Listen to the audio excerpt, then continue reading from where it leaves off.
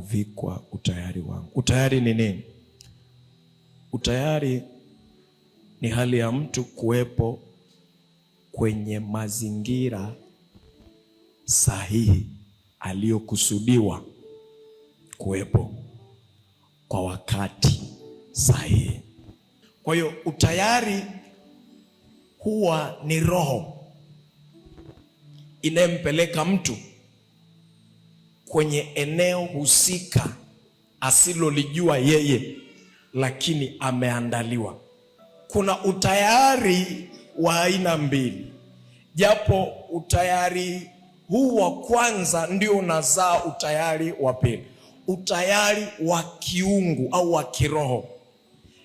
Huu ni utayari ambao mtu anapewa uwezesho wa kuamini na kupokea kile ambacho kinatokana na Mungu halisi.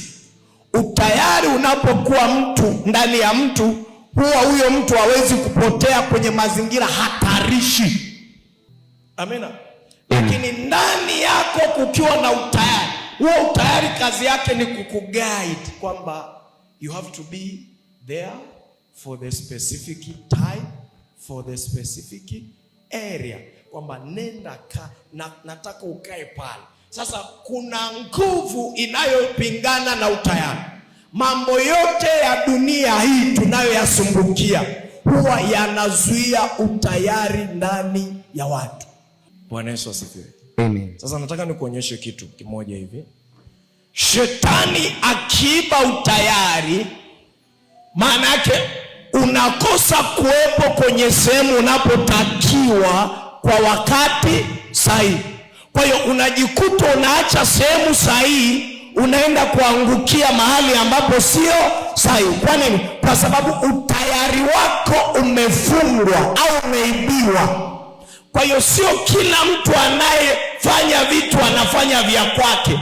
Wengine wanafanya vitu nje ya utayari.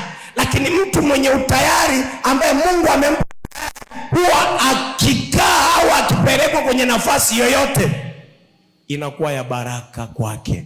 Mungu akupeleke kwenye nafasi ambayo imebeba utayari na baraka yake. Amen. Efeso 6 mstari wa 13. Ndio. Biblia inasema, ndio, kwa sababu hiyo, twaeni silaha zote za Mungu. Ndio. Mpate kuweza kushindana, ndio, siku ya uovu. Ndio. Na mkisha kuyatimiza yote, ndio, kusimama. Ndio. Basi, ndio, simameni hali mmejifunga kweli viunoni. Ndio. Na kuvaa dirii ya haki kifuani. Ndio. 15. Ndio. Na kufungiwa miguu utayari. Haleluya. Amen. Kwa hiyo ukinyang'anywa utayari, maana yake unaenda kuangukia kwenye korongo ambalo halina maji, na unashangaa ile sehemu uliyokwepa watu wengine wanaishi pale kwa raha. Sema Baba nivike utayari. Baba nivike utayari. Sema Bwana Yesu nivike utayari. Bwana Yesu nivike wa kuyaendea mambo yangu mema kwa wakati sahihi, katika jina la Yesu. Ukiona umechelewa, maana yake ulinyang'anywa nini? Utayari. Kama umechelewa kuolewa, maana yake kuna point uliruka utayari. Kuna mtu Mungu alimtuma kwako, ukakataa yule sahihi, ukaenda kuchagua koroma. Kwa hiyo kuna mtu mwingine, angalia, huwa kuna watu wanaota ndoto, anakimbizwa, na kunaga ndoto mbaya kama ile ya kukimbizwa, kwa sababu yani miguu inakuwa kama vile umevaa mabuti ya mawe. Kama hauna utayari, unashangaa mtu anakimbia kwenye ndoto, anashtuka hivi, anahema. Unamuuliza nini? Wamenikamata. Wamekukamatia wapi? Ulikosa utayari. Kwa hiyo jinsi walivyokukamata kwenye ndoto, ndivyo hivyo watakavyokukamata katika ulimwengu wa damu na nini na nyama. Kwa sababu ungekuwa na utayari, ungeruka, ungewaacha, ungepelekwa mbali. Karabasofradalisha.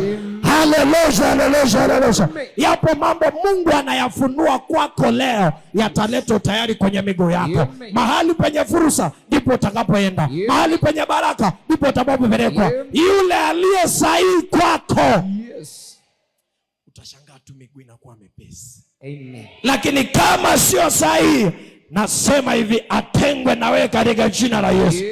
Jinsi unavyobipu mambo ya kiroho, jinsi ulivyo mzito kwenye mambo ya kiungu, wala hahitaji kwenda kumuuliza Mungu mbinguni kwamba huyu mtu yuko kwenye kundi gani. Inaonyesha thabiti kwamba hauna utayari kwa mambo ya nini? Ya kiroho. Anasema mkifungiwa utayari miguuni mwenu, huu utayari unatokana na Injili. Kwa hiyo mtakuwa tayari kwa majira zote kuwa mbele zangu, lakini kutenda kile nitakacho waagiza. Ni mara ngapi hata Mungu amekuita lakini hukuwa tayari? Ni mara ngapi ulipata agizo la kiroho lakini hukuwa tayari? Kuna watu baraka zimewapita once, mara moja, mlipokosa utayari mbele za Mungu. Ukikosa utayari unapoteza uaminifu. Ukikosa utayari unapoteza level ambayo Mungu amekukusudia. Hivi unanielewa vizuri? Amen. Utayari unamfanya Mungu amwamini mtu. Utayari unamfanya Mungu amwandalie mtu future nzuri. Kwa hiyo utayari unakuwa kwenye miguu yako. Ule muda Mungu anakuhitaji, je, uko tayari? Kinachotesa familia nyingi, ameolewa bila utayari, ameoa bila utayari, hakuwahi kujiweka kwenye nafasi ya baba. Unajua mtu ambaye ana utayari wa ndoa, utaanza kumwona anafanya preparation. Wakina mama Edina pale wanajua mabinti zao au wao wenyewe zamani ilikuwa ikifika umri fulani wanaanza kukusanya vyombo kidogo kidogo. Yuko kwao lakini anajiwekea vyombo kidogo kidogo. Anatumaini nini? Anajua siku moja sitakuwa kwa mama yangu, nitatoka nitaenda kwa maisha mengine. Huo ndio utayari. Lakini tubinti vya siku hizi vinaenda na kucha. Sema fire. Ndio maana vinarudi na wiki, vinaenda na kucha, vinarudi na wiki baada ya muda mfupi. Kwa nini? Havikuwa na maandalizi, havikuwa na utayari. Kama uko tayari kuwa mke wa mtu, anza kuishi kama mke wewe.